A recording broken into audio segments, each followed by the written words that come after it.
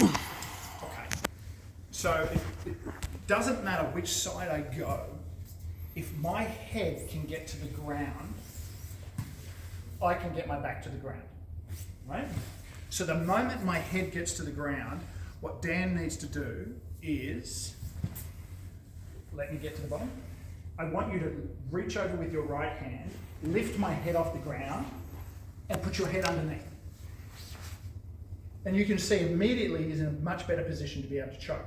And I can't escape that choke again. I've got to get my head beneath his head. That's the first step to getting my back on the ground, is I need to get my head to the ground, then my back follow. But if he's head on the ground as a pillow, then I can never escape my back and get to that safe position, right? So all I do is I go from a high elbow, cut, lift, insert the head back underneath as a pillow. So I'll refer to that as like pillowing the head. I always want to be between my partner's head and the ground.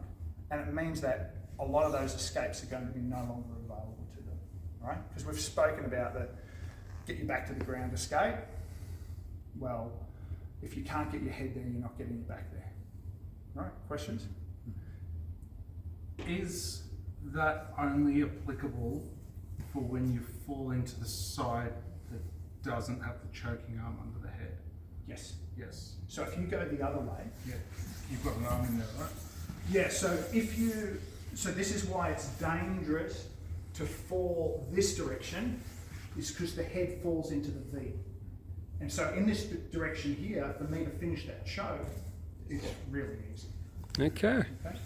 So I can do that, I can go that way, but if I'm going to do that, Dan, what you should be doing is rotating in and listening to my heart with your left ear.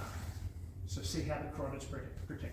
So you can go that way, but even in that position, I can still apply that pressure and I'm going to hit trachea and you're going to tap.